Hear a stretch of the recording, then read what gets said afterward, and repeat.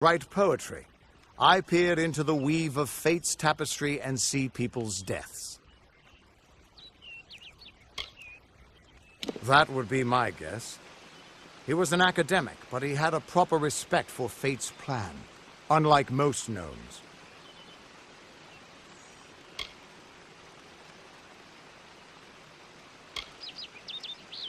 That's fine, but you don't have to. But I can see that you're nervous. Relax. This is what fate weavers do. I'll be seeing your thread in the weave of fate. Who you are, what you've done, where your path takes you. Or at least, I should be. You're real, right? I swear I haven't had that much.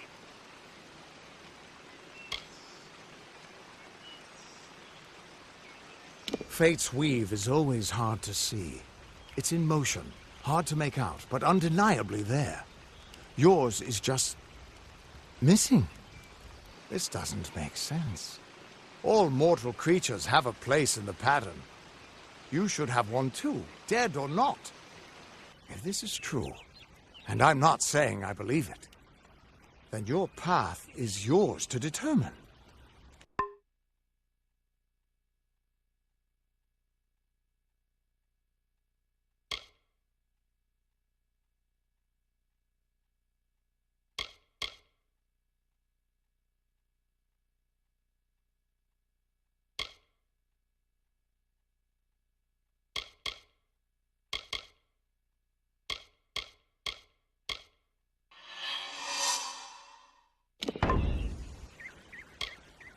It could mean nothing, or it could mean everything. The world is changing. You might be a sign of that, or maybe the cause. I've never had a reason to doubt my own readings, but we should consult with Arden.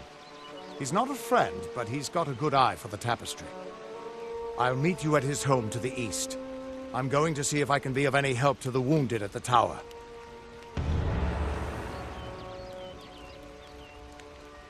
That's just it.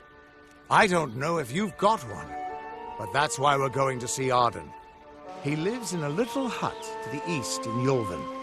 I'll meet you there.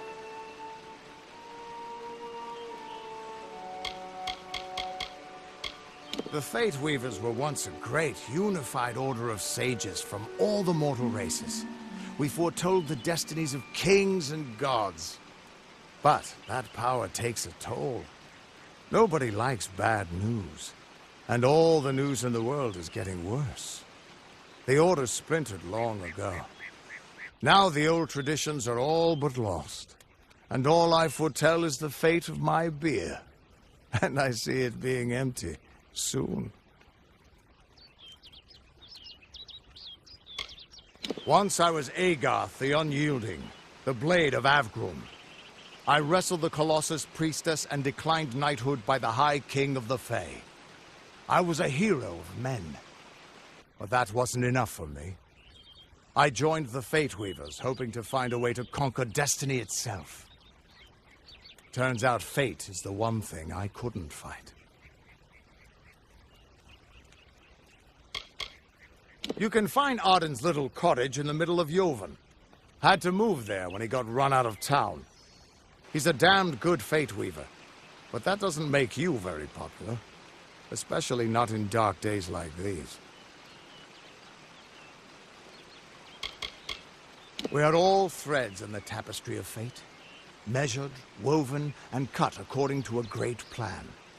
Fate Weavers undertake the task of reading those threads. Our title always was a bitter lie, since we have no control over how that tapestry is woven. But you do. And when a Fate Weaver looks at your place in the weave, we see only the shapes of what you may choose to become.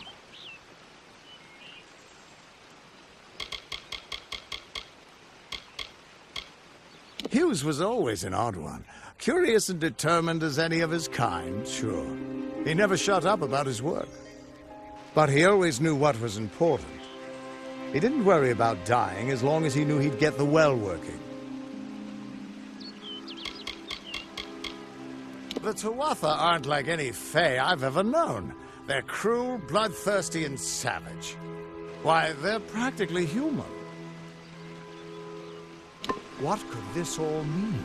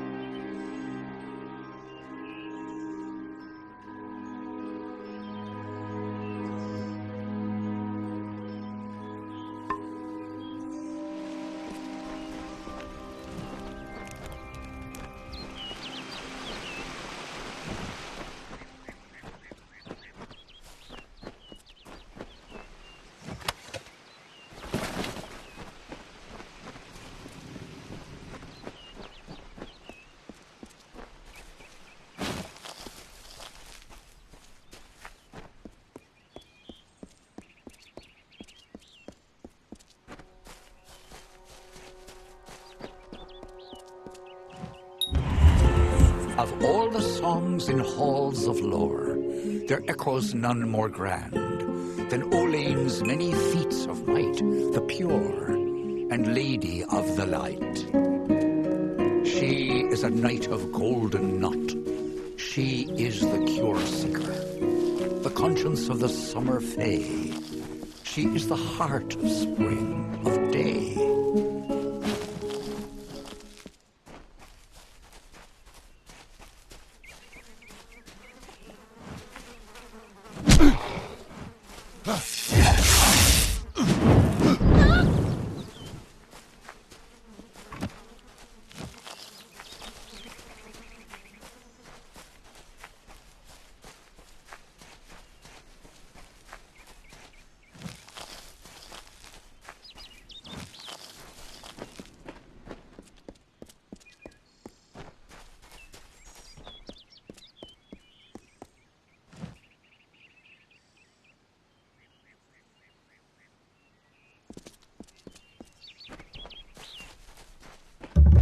Everyone just stand back!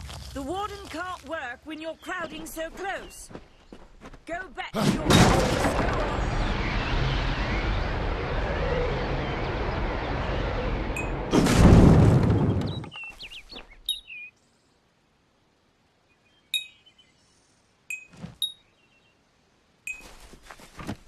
Damn Red Legion. I don't care what you race. It's a tragedy whenever anyone's savage like this. Just look at the poor creature. She's been beaten to the brink of death. The Fae may be strange, but they certainly don't deserve this. It appears she was attacked with some manner of short blade, likely a dagger, although there's no way I can be sure. People simply stood by as she called for help. No one lifted a finger. Can you imagine? It's shameful to treat another in such a way, even if she is a Fae. I don't know whether we possess the knowledge to treat such a wound. Frankly, I don't even know if I could save a mortal with such grievous wounds. Well, you're the only one. With all the troubles we've suffered in this village, people are weary of adversity. They'd rather just ignore it. I'm going to suggest something a bit untraditional. There's a Fae named Eri. She spends her days up on the hill overlooking the village. Seek her wisdom. I would do it, but I am a coward. That's the truth. Perhaps a Fae will know how to heal a Fae. If not, then we're back where we started. She spends her days on the precipice overlooking the village. She doesn't think we're aware of her presence, but we most certainly are. Bye now. Hey.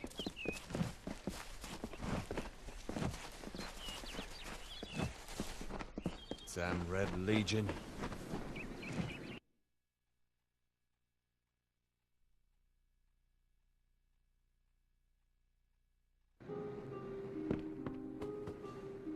Melsonshire will never fall! Hello. Welcome to Gorehart, the last settlement before the Feylands. How can I fill your pack today?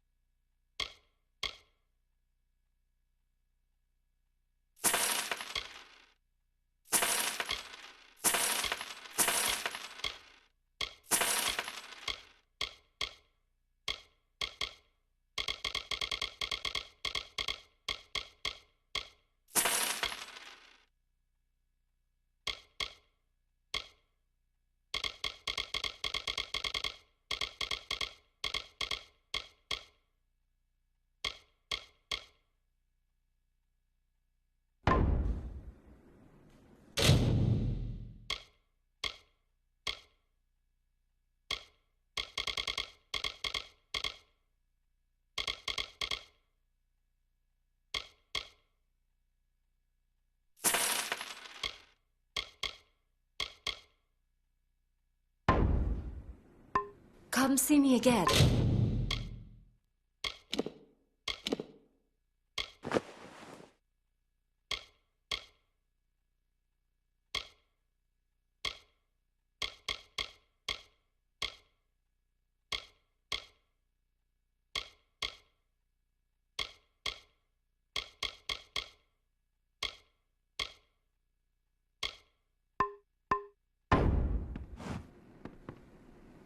Care to part with some gold?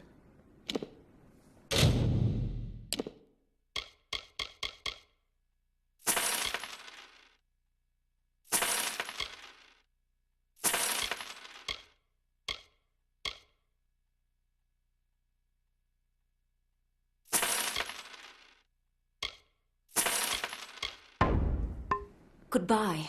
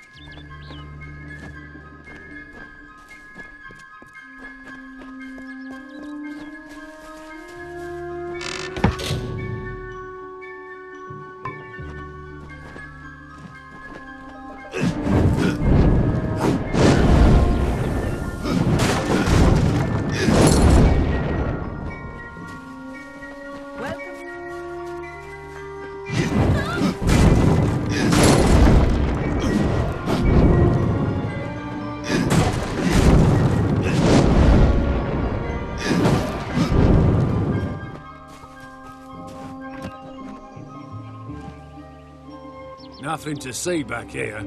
Just a man working for his pay. We in Gart like to stay focused on our business. That way the face stay...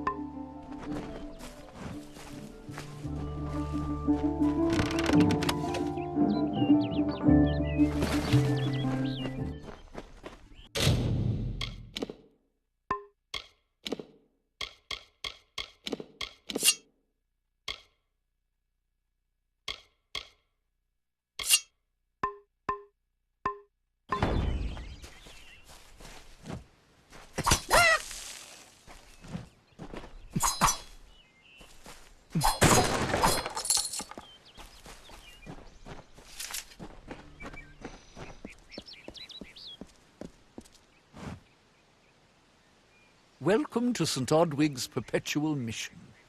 I would invite you in, but the Order has been too trusting in the past. We try to learn from our mistakes.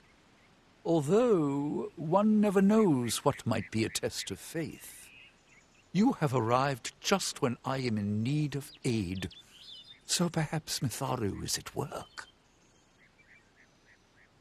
We at St. Odwig's have worked for years to establish a presence on this hill. It's not been without its challenges.